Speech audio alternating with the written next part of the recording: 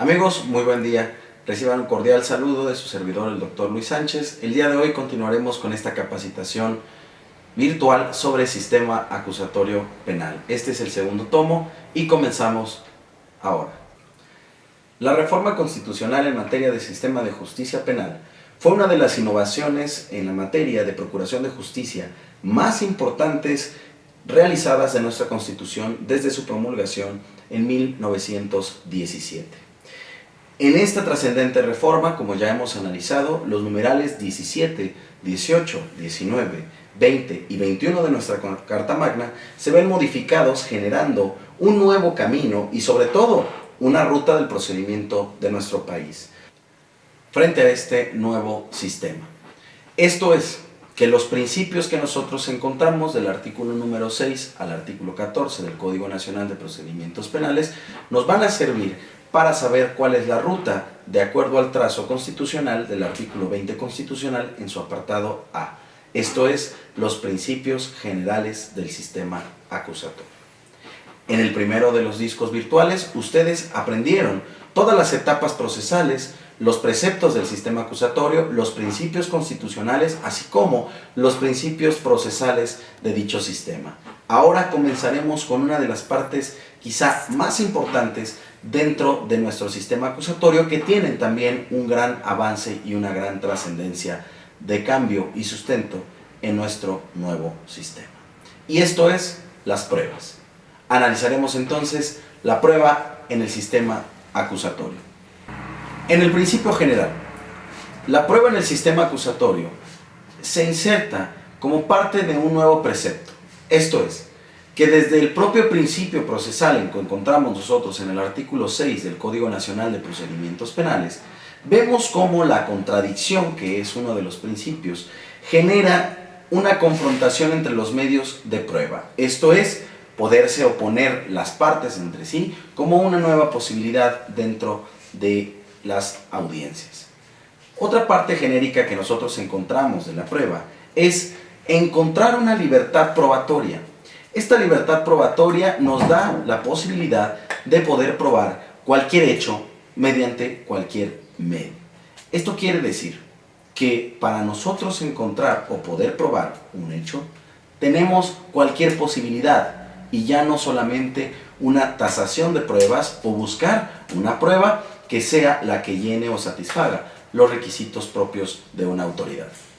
Esto quiere decir que lo que nosotros encontramos como precepto en el artículo 259 del Código Nacional de Procedimientos Penales, y es que cualquier hecho puede ser probado por cualquier medio de prueba, nos da una posibilidad entonces de generar cualquier dato, documento, indicio que se sustente a efecto de generar esta situación. Tiene una salvedad, por supuesto, de acuerdo a lo que menciona el artículo 259, y es la única cuestión que se priva o la única circunstancia que se ve mermada es que el requisito tiene que satisfacer que la prueba sea lícita. Las pruebas ilícitas tendrán entonces un tratamiento que menciona el artículo 263, lo cual lo convertirá automáticamente en nulo. Pero bien, ahora lo complejo es cómo podemos nosotros vincular que una prueba es de carácter ilícita, porque vamos a encontrar dentro de nuestro sistema pruebas ilícitas y pruebas inconstitucionales. Las pruebas inconstitucionales son aquellas que han sido recabadas, reproducidas o producidas violentando algún derecho humano. Nosotros encontramos un claro ejemplo en el artículo 252 del Código Nacional, cuando mencionan ciertos actos de investigación que deben de ser guiados y autorizados por el juez de control, tales como exhumación de cadáveres, interferencia de telecomunicaciones, entre otros preceptos que puedan afectar derechos humanos consagrados en nuestra Carta Magna. Esto es, la ilicitud de una prueba se puede dar desde el precepto procesal, lo cual quiere decir que no debemos de confundir los preceptos. Una prueba inconstitucional es una prueba que violenta derechos fundamentales. Una prueba inconvencional es aquella que va en contra de lo que establecen los tratados internacionales. Y una prueba ilícita puede ser cualquiera de estos rubros, más una prueba que sea contraria al precepto que establece el debido proceso. Esto es, que la prueba vaya en contra de la cuestión procesal que se encuentra en nuestro Código Nacional de Procedimientos Penales, lo cual nos va a dar la posibilidad de solicitar la nulidad inmediata. Veamos esta relación. En un primer momento, la prueba se pide como parte fundamental de una ilícito y demás que violente un derecho humano. La relación puede ser el debido proceso consagrado en el artículo 16 de nuestra Constitución, así como las garantías procesales y constitucionales que encontramos en el 20 apartado A. Si una prueba es contraria a derechos humanos, deberá darse una exclusión de manera automática, tal como lo establece el precepto del artículo 97 del Código Nacional de Procedimientos Penales. Todo acto que sea contrario a derechos humanos deberá de ser decretado de manera inmediata como nulo. Este precepto que encontramos en el 97. La prueba además tiene un fundamento que quiere a nosotros darnos y que nos va a dar la posibilidad de gestionar y de generar nuestros propios medios de prueba. Esto es, producir todos mediante un nuevo mecanismo de investigación. Este nuevo mecanismo de investigación nosotros lo vamos a conocer como cadena de custodia. Analicemos entonces sobre la cadena de custodia. El numeral 227 propone como nueva técnica de investigación que se incorpora en el sistema acusatorio esta cadena de custodia. ¿Qué es la cadena de custodia? Es un sistema de control y registro que se aplica a un indicio, a una evidencia, a un objeto o bien a un instrumento o producto del hecho que la ley señala como delito. Quiere decir que esto va a ser desde su localización, su descubrimiento o su aportación, hasta encontrarse con la autoridad competente y éste ordene su conclusión. La cadena de custodia a nosotros nos va a permitir tener la certeza y poder corroborar que existen diversos objetos, diversos indicios, diversas evidencias que se van a poder anexar al procedimiento penal como parte de precisamente una prueba. Estos objetos, estos indicios, estas evidencias por sí mismas no van a considerarse un dato de prueba, no van a considerarse una prueba. Va a ser necesario que un perito realice un estudio determinado a efecto de poderlas vincular en nuestro procedimiento. Esta cadena entonces está conformada por diversos eslabones. Estos eslabones van a ser todos los pasos o bien todas aquellas personas por quien pasan estos objetos, estos indicios o estas evidencias y que van trabajándolas para tener como finalidad la producción de un dato de prueba. Para entonces, esta producción de los datos de prueba nos van a nosotros generar la certeza y la seguridad de que en ningún momento han sido alteradas, modificadas o bien producidas de manera ilícita. Para tener esta seguridad y esta certeza jurídica se genera la cadena de custodia de acuerdo al procedimiento que establece el artículo 227. Ahora bien, ¿quiénes van a ser los responsables de esta cadena de custodia? La responsabilidad de la cadena de custodia va a ser de aquellas personas que tengan las funciones propias en su encargo o una actividad.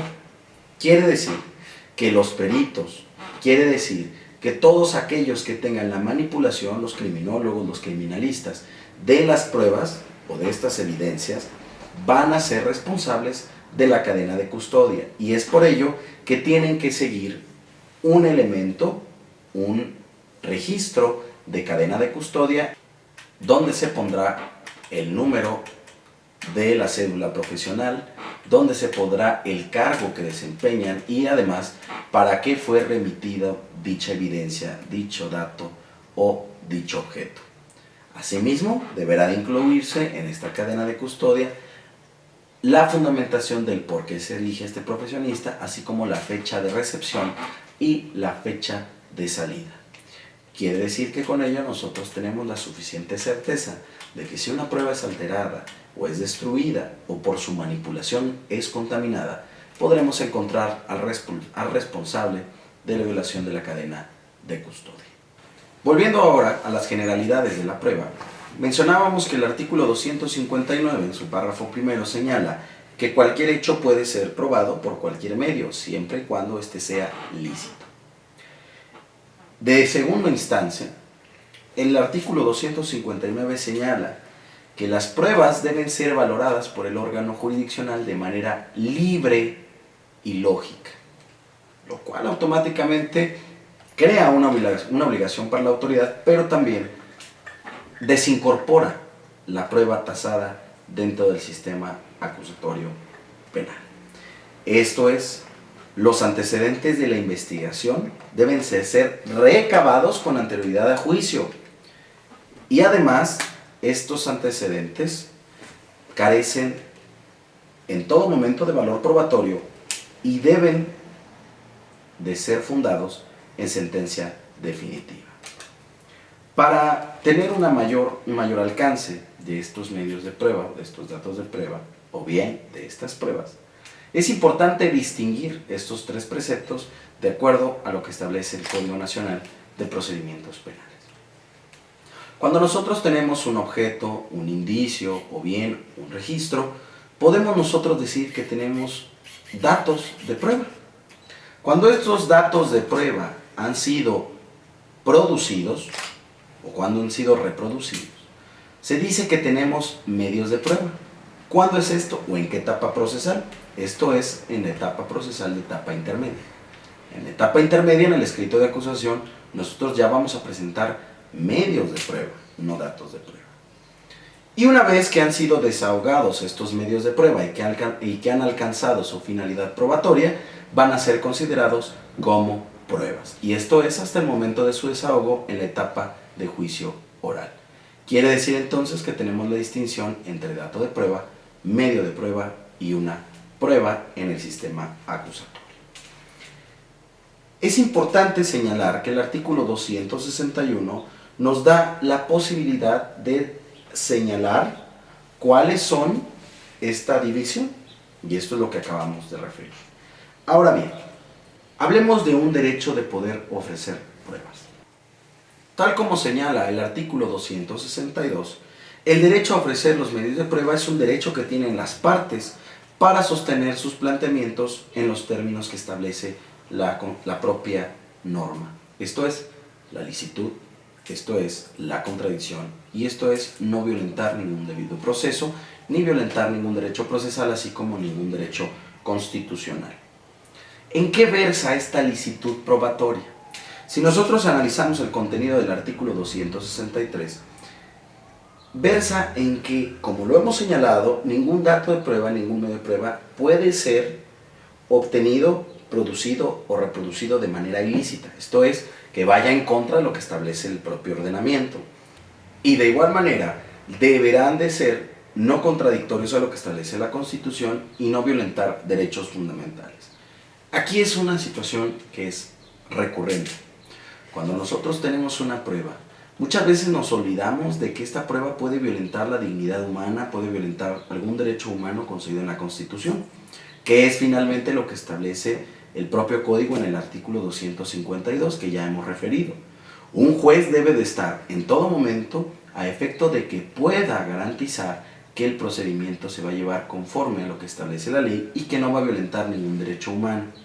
Sabemos nosotros el mandato constitucional que confiere que toda autoridad tiene la obligación de promover, proteger, garantizar y respetar los derechos humanos de conformidad con la Constitución y además con los tratados internacionales.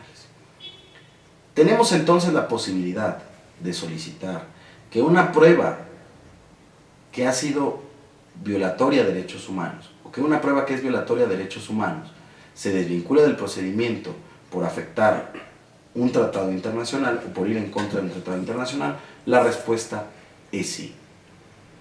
¿Cómo deberemos hacerlo? Y aquí está algo muy sencillo. El argumento debe versar entonces en encontrar la ilicitud por violación a algún derecho humano. Quiere decir que si esta violación a este derecho humano se da contrario sensu lo que establecen las normas, y además de contrario sensu lo que establecen las normas, una violación de manera literal, directa, que pueda afectar los intereses de una persona, nos encontramos en posibilidad de generarlo frente al combate constitucional.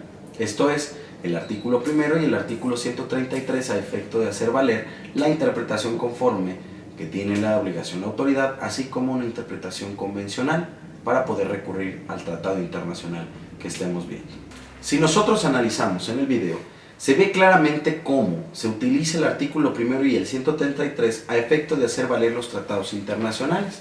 De igual manera, el debido proceso va a marcar la posibilidad de generar esta situación.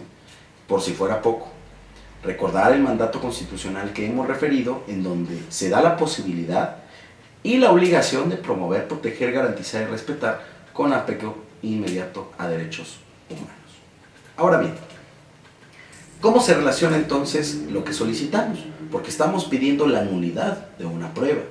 Esta nulidad probatoria nosotros tenemos, como vemos en el video, con fundamento en el artículo 264 del Código Nacional de Procedimientos Penales. Este artículo, en su fracción primera, refiere que la prueba ilícita es cualquier dato o prueba obtenido con violación a derechos humanos, lo cual es inmediatamente motivo de exclusión o de nulidad.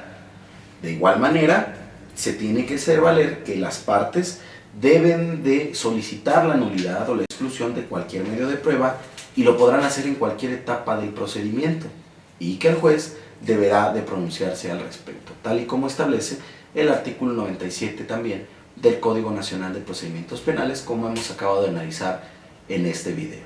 Esto es, que tú puedes generar una defensa técnica adecuada y una defensa además estratégica en razón de conocer cuáles son los actos procesales que con las pruebas se han visto violentados y que además puedes llevar hacia el tratamiento de los derechos humanos internacionales, esto es, los tratados, conferencias o convenciones. Yo te recomiendo que estudies la materia internacional y que además veas las posibles afectaciones que pueden derivar de manera progresiva, no solamente de manera directa. Puesto que si tú solamente analizas las cuestiones de manera directa, esto no va a ser una posibilidad que te va a dar un posible triunfo. No te garantiza que tú vayas a tener éxito solicitando la exclusión de los medios de prueba. Si tú dominas los tres niveles, que es tratados internacionales, constitución y derecho procesal, vas a tener un seguro éxito en esta parte de la prueba. Vamos ahora a analizar cuáles son las posibilidades y los alcances probatorios y qué se pretende con este alcance probatorio. Vamos ahora a analizar cuáles son las disposiciones generales de la prueba. Si nosotros analizamos el artículo 356 del Código Nacional de Procedimientos Penales, robustece lo que establece también el artículo 4, así como la libertad probatoria que establece el artículo 259 del Código Nacional. Esto es, en específico, la libertad probatoria. Todos los hechos, todas las circunstancias que sean aprobados para la audiencia solución de alguna situación sometida a juicio, podrán ser probados por cualquier medio pertinente, producido e incorporado de conformidad con lo que establece la normatividad. Quiere decir que tenemos todas las posibilidades de generar cualquier medio de prueba o cualquier dato de prueba, producirlo y reproducirlo a efecto de que no tengamos una prueba tasada. Sabemos que esto es una de las circunstancias que tenían una mayor anomalía y molestia en el sistema mixto, la prueba tasada, que el juez debía o daba estándares probatorios específicos a cada prueba. Hoy en día tenemos la posibilidad de generar esta lógica y de generar además esta libertad en virtud de la prueba. Ahora bien, el artículo 357 establece de una manera muy específica cuál es la legalidad de la prueba y menciona que la prueba no tendrá valor si ha sido obtenida por medio de actos violatorios a derechos humanos. Nuevamente, lo que establece el 262, nuevamente lo que establece el 259 y nuevamente corroborando y especificando en la cuestión de la prueba lo que establece el artículo 97 del Código Nacional de Procedimientos Penales. Quiere decir que cualquier acto que sea violatorio de derechos humanos deberá de ser considerado como nulo de acuerdo a lo que establece en el caso específico de la prueba el 263 y 264. ¿Cuál es la oportunidad para recibir una prueba? ¿Cuándo puedes tú incorporar una prueba en sistema acusatorio? De acuerdo a lo que establece el artículo 358, tienes la posibilidad de desahogar una prueba, de incorporar una prueba y de presentar pruebas. La prueba es muy genérica, o hablar de la prueba es muy genérica, porque vamos a ver cómo una prueba se puede incorporar en diferentes situaciones procesales. Vamos a analizar la prueba o los alcances de la prueba dentro de la audiencia inicial de procedimiento. En el caso de la audiencia inicial, en el artículo 307 y 308, se establece el procedimiento como primer acto para calificar la legalidad de la detención, en el caso de que se tenga una prisión preventiva previa. Esto es, que la detención puede encontrarse entonces ajustada a presupuestos procesales o no puede estar ajustada a presupuestos procesales. Puede haber sido violatoria de derechos humanos o bien puede estar apegada a la protección de los derechos humanos. ¿Qué necesitamos nosotros o cómo se relaciona la prueba en esta etapa procesal? Nosotros tendremos la posibilidad de que en la audiencia inicial hagamos valer nuestras pruebas en específico para determinar la legalidad de la detención. De acuerdo a lo que establece el artículo 308 del Código Nacional de Procedimientos Penales, tendremos una amplia posibilidad de generar aquellos mecanismos que nos permitan o aquellos medios de prueba que nos permitan acreditar nuestro dicho en el caso que consideremos que la detención ha sido violatoria de algún derecho o bien es marcada de ilegal. Esto es, que nosotros en esta etapa específica del procedimiento podemos también generar certidumbre del juez de nuestro dicho con medios de prueba, con datos de prueba, los cuales solamente deberán de versar para efecto de la detención. En este caso, el juez no calificará ninguna prueba que nosotros tratemos de incorporar a efecto de determinar la inocencia o la culpabilidad en la comisión de la conducta considerada como delito, puesto que ahí lo que va a hacer el juez es prevenirnos a efecto de que si sabemos o conocemos el sistema acusatorio. Esto es un fenómeno que se ha dado mucho, porque nosotros vemos muchos videos que encontramos en YouTube, muchos videos que encontramos en diversas redes en donde se da esta problemática, en donde un juez previene al defensor, previene al fiscal a efecto de que si conoce o no conoce el sistema acusatorio y que en caso de que no conocerlo, pues podrá revocarlo en ese momento, para que nosotros sepamos que en esta situación o en este momento procesal podemos incorporar pruebas, pero solo y únicamente para poder determinar la calificación de legal de la detención y no para otra circunstancia que pretendamos de probar. Ahora bien, en esta misma audiencia inicial, una vez que se ha decretado la legalidad de la detención no, se procederá, como ya bien sabemos, a la formulación de la imputación y posterior a la vinculación a proceso. Cuando nosotros llegamos a la vinculación a proceso, sabemos que uno de los requisitos que establece el artículo 316 en su fracción tercera es que se encuentren satisfechos o bien que se mencionen y que se tengan suficientes datos de prueba que puedan acreditar la comisión del delito o la participación del imputado dentro de dicha comisión. Esto nos da la posibilidad a nosotros, una vez más, de acuerdo a lo que establece el artículo 312 y 313 del Código Nacional, a generar datos de prueba y a ofrecerlos dentro de este plazo, que es una oportunidad que se tiene a efecto de que la defensa pueda agregarlos antes del plazo constitucional o bien en su duplicidad o antes de realizar este plazo. Esto es por cuanto ve a la audiencia inicial o a la etapa inicial. En la etapa intermedia, nosotros sabremos que tiene por objeto el ofrecimiento y la admisión de los medios de prueba, así como la depuración de los hechos controvertidos que sean materia de juicio. Esto lo encontramos en el sustento del artículo 334 del Código Nacional de Procedimientos Penales. El contenido de la acusación deberá versar también señalando modo, tiempo y lugar. Estas circunstancias serán y deberán de ser probadas por elementos probatorios que en su momento deberán de ser desahogados. Deben de ser relacionados de acuerdo a lo que establece el Código Nacional de Procedimientos Penales. Como hemos analizado el video de conformidad con lo que establece el artículo 335 en su fracción octava, debe de darse el señalamiento en el escrito de acusación de los medios de prueba que se pretendan ofrecer, así como la prueba anticipada que se hubiere desahogado en la etapa de investigación. Recordar que la investigación se divide en dos: investigación inicial y la investigación complementaria. Esta investigación complementaria se comienza el plazo una vez que se ha dictado la vinculación a proceso, el establecimiento de las medidas cautelares, y concluirá una vez que se comienza con la etapa intermedia. Esto de acuerdo a lo que señala el artículo 334 del Código Nacional de Procedimientos Penales dentro de los requisitos que se establecen para dicha etapa. Ahora bien, continuemos nosotros analizando este precepto. La prueba se va a incorporar en las diferentes etapas procesales. Veamos entonces ahora en la etapa intermedia cómo tenemos la posibilidad, de acuerdo a lo que establece el 337, del descubrimiento probatorio. Es donde vamos a ver y saber cuáles son las pruebas y cómo se nos entrega el material a la defensa con copia de todos y cada uno de los registros de la investigación.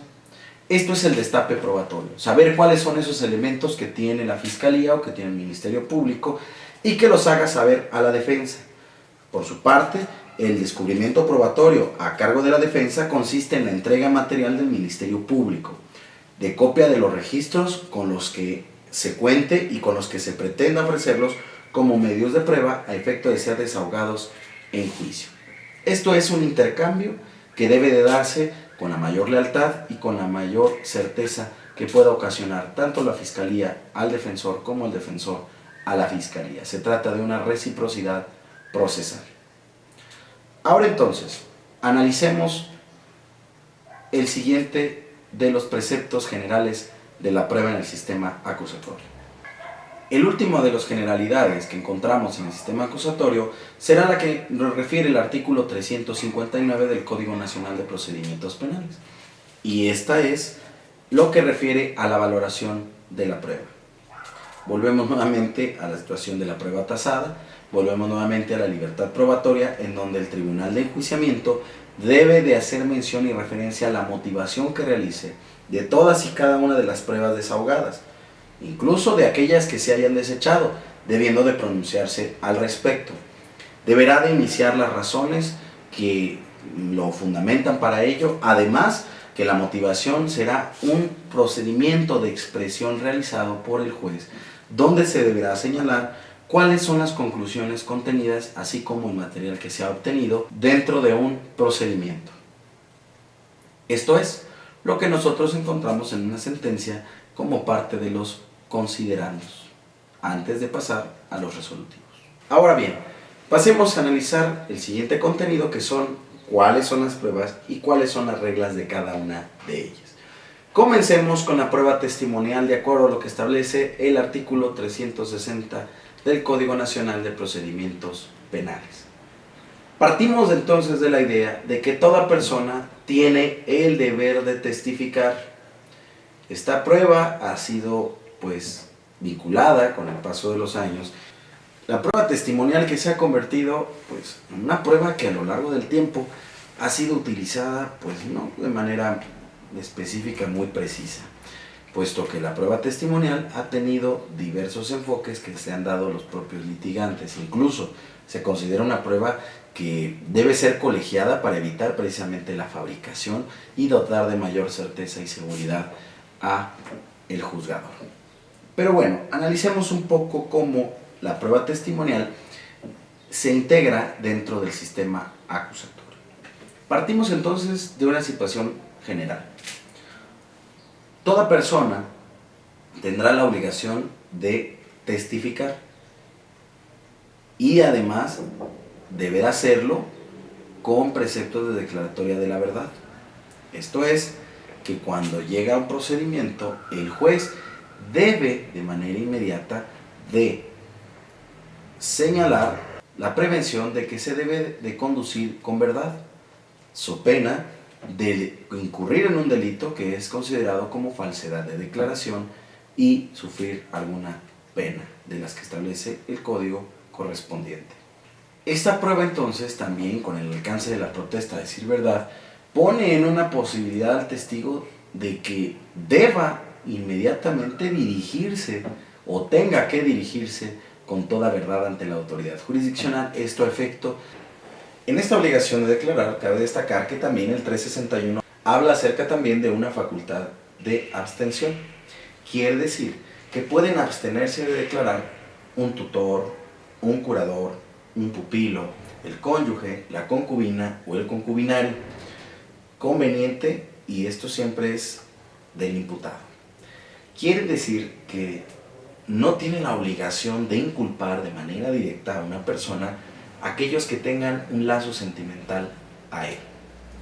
Debe darse, y esto queda a posibilidad de las partes.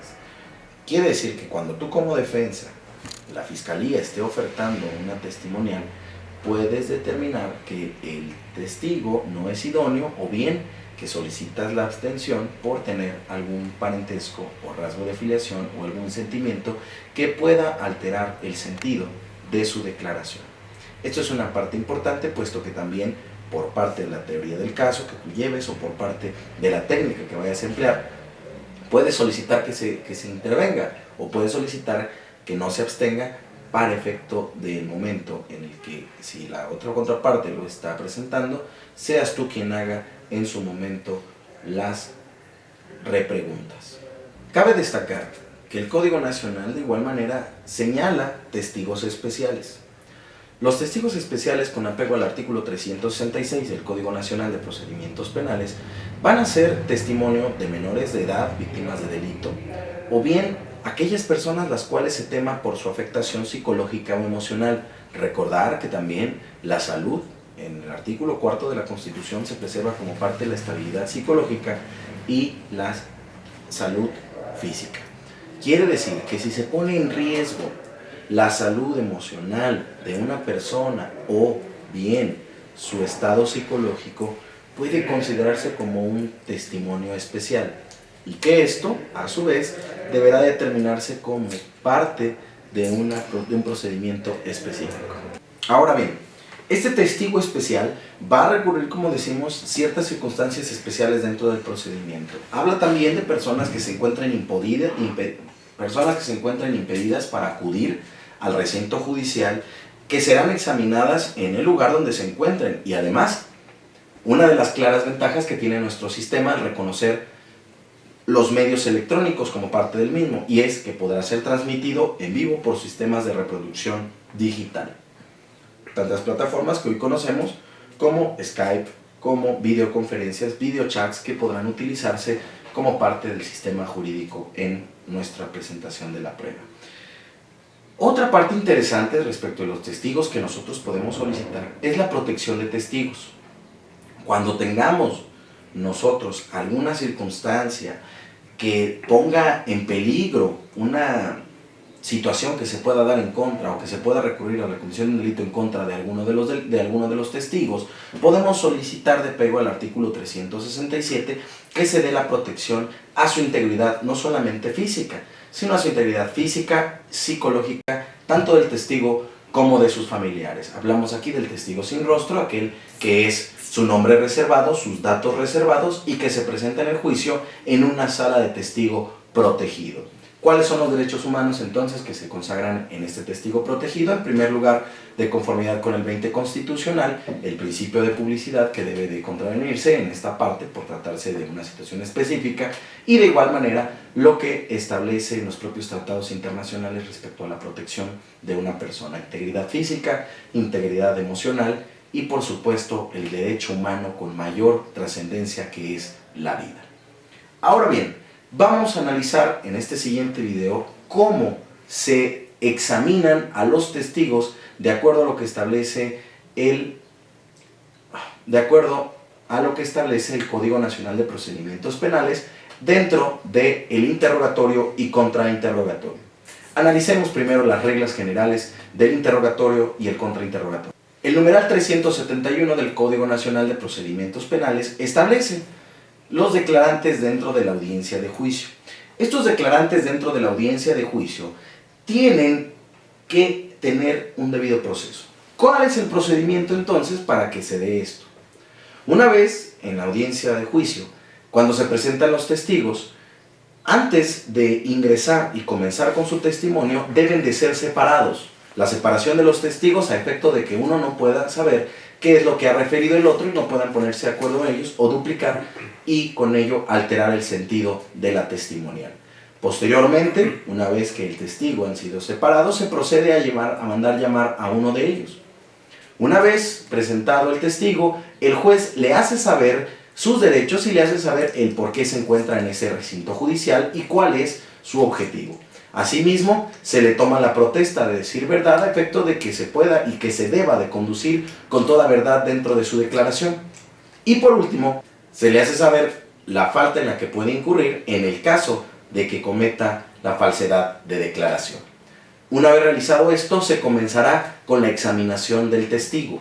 Esta examinación del testigo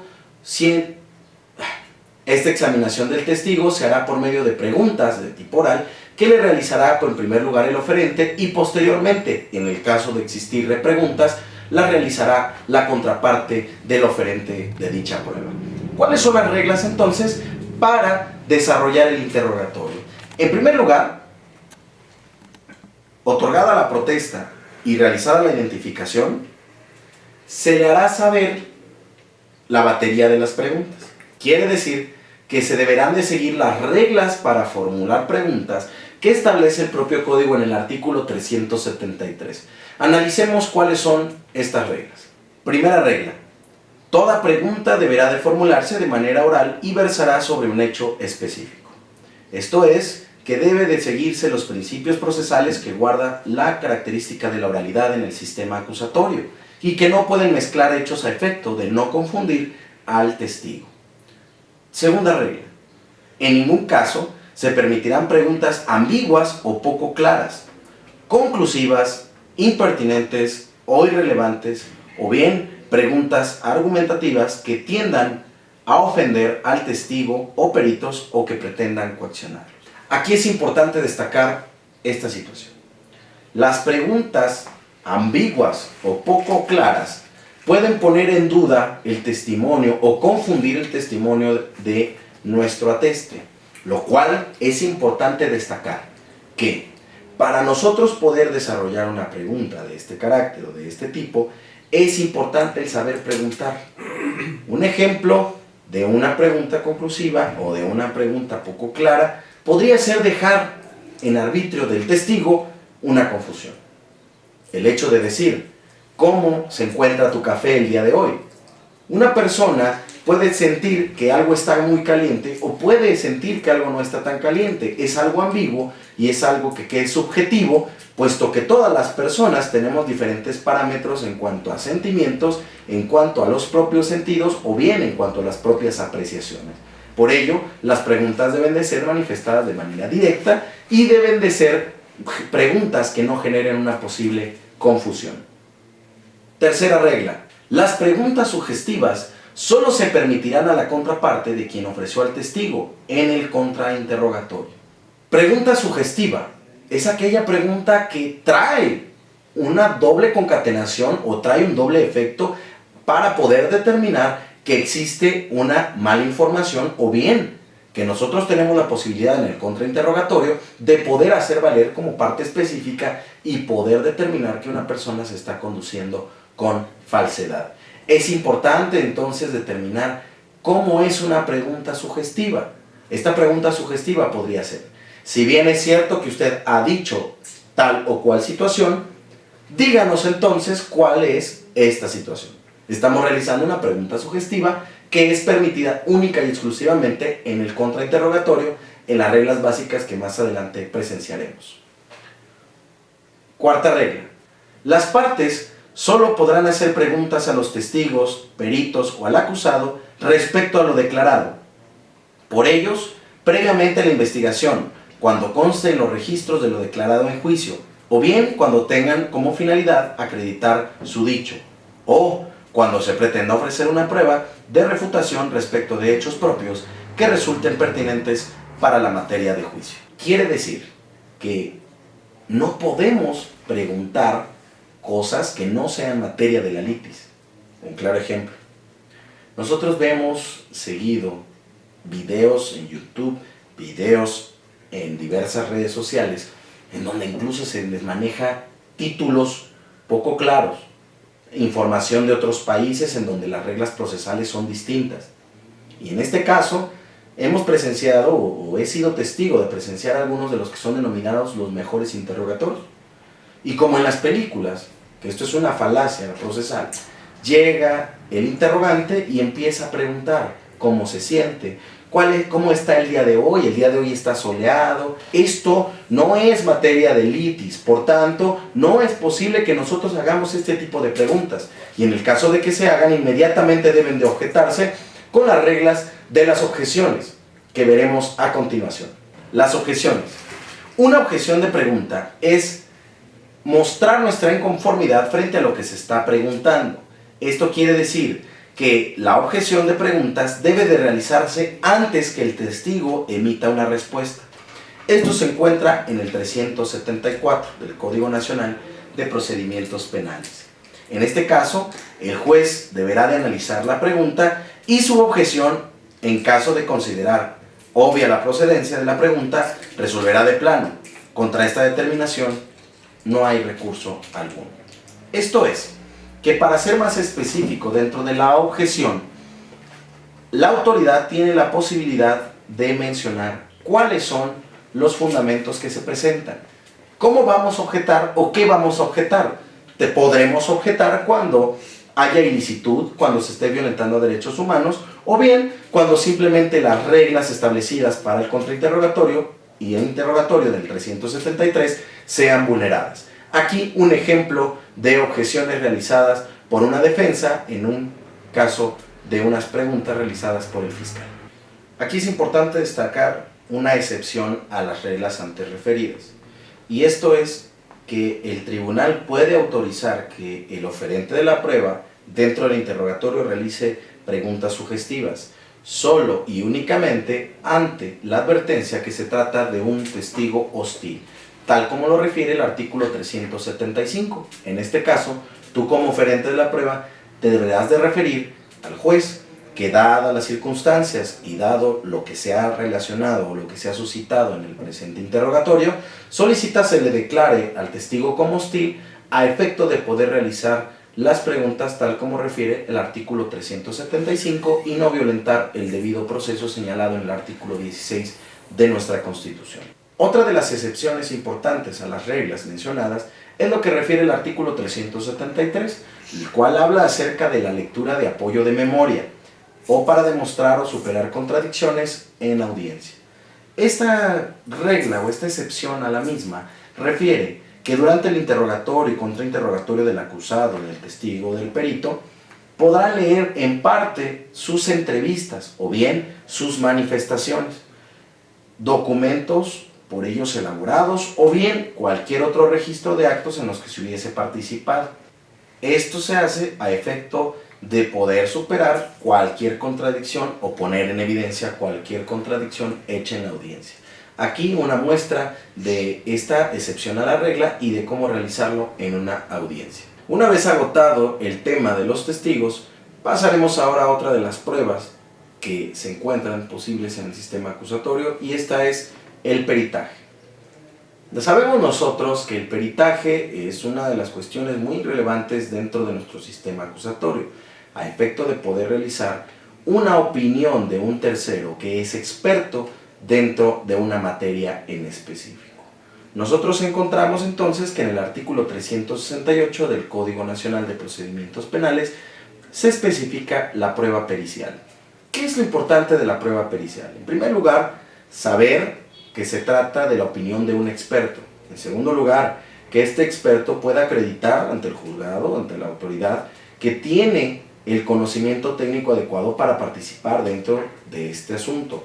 Y otra de las importantes también es, sobre todo, acreditar dichos estudios o acreditar dicho conocimiento en juicio. El artículo 368 manifiesta que podrá ofrecerse la prueba pericial siempre y cuando se tenga que examinar personas, hechos, objetos o circunstancias relevantes para el procedimiento. Esto es la obligación que tiene el juez de hacerse saber de la verdad dentro de una causa penal. Como ya mencionamos, el 369 refiere que debe de tener un título profesional específico y que además debe de darse una acreditación de ellos. Nosotros en juicio podemos poner en duda el conocimiento o bien el dictamen realizado por este perito en caso de no acreditar dichos estudios, puesto que sabemos que el propio código señala que debe de ser un experto en la materia, debe tener alguna experticia en alguna ciencia, arte, técnica u oficio. En el caso del perito, también, al igual que puede existir la protección del testigo o el testigo protegido, vemos que también puede haber un perito protegido de acuerdo a lo que señala el numeral 370 del Código Nacional de Procedimientos Penales. La forma en la que va a ser cuestionado un perito sigue las mismas reglas que se establecen para el interrogatorio y contrainterrogatorio del testigo, de acuerdo a lo que hemos visto. Aquí es importante destacar que nosotros podemos hacernos valer de un asesor técnico que tenga también estudios en esa arte, profesión o oficio, para que pueda asistirnos al momento de realizar dicha pericial. Esto es muy importante de relacionar, puesto que como abogados, si bien estamos especializados en alguna materia, sí es importante hacernos llegar de algún experto en la materia, en el caso de requerirlo, para poder realizar las preguntas o bien las repreguntas. Vamos al siguiente prueba. Una de las pruebas de incorporación directa es la declaración del acusado. Esta declaración del acusado se va a dar de conformidad con lo que establece el numeral 377 del Código Nacional de Procedimientos Penales y sigue las siguientes reglas. En primer lugar, el acusado podrá rendir su declaración en cualquier momento durante la audiencia. Esto quiere decir que tiene la libertad de poder declarar o no, y esto es que podrá hacerlo durante cualquiera de las etapas de la audiencia de juicio. En este caso, el juzgador que preside la audiencia permitirá que lo abra de manera libre y que conteste las preguntas de las partes en caso de que éstas se autoricen. Siguiente regla. El acusado podrá solicitar ser oído con el fin de aclarar o complementar sus manifestaciones, siempre y cuando preserve la disciplina de la audiencia. Y por último, la declaración del acusado se seguirán las mismas reglas para el desarrollo del interrogatorio. Esto en el caso de que exista preguntas de acuerdo a la primera regla. En este caso, el imputado deberá declarar con libertad de movimiento, sin el uso de instrumentos de seguridad, salvo cuando sea absolutamente indispensable para evitar su fuga o daños a otras personas. Aquí es importante señalar que la policía procesal debe, en el momento de que el acusado rinde su declaración, quitarle inmediatamente las esposas, presentarlo al frente con el juez y, con todo respeto, iniciar el procedimiento. Podrá un policía procesal estarlo resguardando, pero a distancia y sin realizar actos intimidatorios o que puedan afectar el sentido de la declaración. En el caso que nosotros viéramos esto en audiencia, deberemos solicitarlo al juez a efecto de que se abstenga la policía procesal de realizar actos intimidatorios durante la declaración del acusado. Aquí es importante señalar que cuando el acusado desea reservarse de su declaración o bien no declarar, ninguna de las declaraciones previas o bien ninguno de los elementos que haya mencionado, comentarios, etcétera, podrán incorporarse como prueba en el proceso, ni se podrán utilizar en el juicio bajo ningún concepto.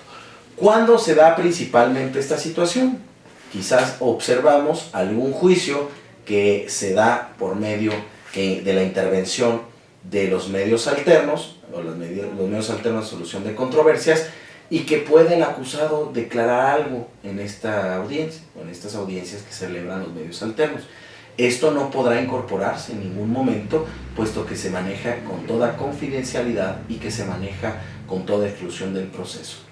De igual manera, si el imputado o el acusado decide no declarar, de abstenerse, esto deberá de darse como parte de que no es su deseo manifestar ninguna situación de las que él tiene conocimiento, por lo que la Fiscalía no podrá incorporar ninguna declaración previa realizada, porque violentaría el debido proceso. Pasemos ahora entonces a la siguiente de las pruebas, la prueba documental y material. ¿Por qué se señala en nuestro Código Nacional prueba documental y prueba material dentro de la sección quinta de este capítulo correspondiente a las pruebas? El numeral 380 del Código Nacional de Procedimientos Penales señala cuál es el concepto de un documento, y del 381 cómo se dará la reproducción en los medios tecnológicos de dichos documentos, así como en el 382 se señalan cuáles son las reglas de prevalecencia mejor documento. Esto es, en primer lugar, tenemos que diferenciar la regla general de dos tipos de documentos como de acuerdo a la teoría de la prueba: la documental en su carácter de privada y la documental en su carácter de pública. La documental privada la realizan o la pueden realizar cualquier persona que se encuentre con capacidades legales. La prueba documental pública solamente aquellos que en ejercicio de sus funciones manifiesten alguna situación respecto de una contestación de oficio, un informe, etc. Quiere decir que la prueba privada va a requerir o va a ser acompañada o deberá de ser acompañada de una posible presentación de la persona que la emite. Esto a efecto de poder dotar de la mayor certeza jurídica al juez. Y por otro lado, la documental pública, pues no se le considera necesario que realice esta situación, sin embargo, también puede darse en los casos que se establecerán a continuación. Respecto a los documentos, señalábamos que el 382 señala la prevalecencia del mejor documento. ¿Esto qué quiere decir? Que cualquier documento que garantice mejor la fidelidad en la reproducción de los contenidos de las pruebas deberá prevalecer sobre cualquier otro. Esto es, si yo presento un documento que es poco legible y se presenta otro documento que es totalmente legible y autónomo y además legal, pues prevalecerá sobre el otro. Esto es idoneidad de la prueba documental. Mucho se ha hablado acerca de la incorporación de las pruebas, pero dentro de los documentales es importante señalar las siguientes reglas. Reglas para incorporar la prueba. Artículo 383. Los documentos, objetos o bien otros elementos de convicción, previa a su incorporación a juicio, deberán ser exhibidos al imputado. 2. Deberán de ser exhibidos a los testigos o a los intérpretes y a los peritos para que los reconozcan e informen sobre ellos. 3. Solo podremos incorporar a juicio como prueba material o documental aquella que haya sido previamente acreditada. Quiere decir que no podremos presentar pruebas ni incorporar pruebas que no han sido acreditadas. ¿Cuáles son las prohibiciones que señala entonces nuestro Código Nacional frente a la incorporación de las pruebas? Y esto lo encontramos sustento en el 384. Ponemos. Okay. En primer lugar, no se puede invocar, no se puede dar lectura, no se puede admitir o desahogar como medio de prueba al debate ningún antecedente que tenga relación con la proposición, discusión, aceptación, procedencia, rechazo o revocación de una suspensión condicional a proceso, en un acuerdo reparatorio o la tramitación de un procedimiento abreviado. Quiere decir que no podemos incorporar antecedentes procesales siempre que se señalen frente a estas circunstancias. En esta última parte respecto de la prueba, es importante destacar que el Código Nacional de Procedimientos Penales en su numeral 388 señala otras pruebas. Vamos a ver a continuación cuáles son estas otras pruebas y cómo presentar y desahogar en nuestra audiencia de juicio. Es importante destacar que el Código Nacional de Procedimientos Penales también señala otras pruebas. ¿Cuáles pueden ser estas otras pruebas de acuerdo a lo que se establece en este código? El artículo 388 señala otras pruebas, pero en específico no señala cuáles son estas otras pruebas. Simplemente por regla general menciona que podrán utilizarse otras pruebas siempre y cuando no se afecten los derechos fundamentales. Ahí queda a la ambigüedad y queda a la posibilidad de presentar cualquier otra prueba que sea conforme a derecho y que no atente derechos fundamentales.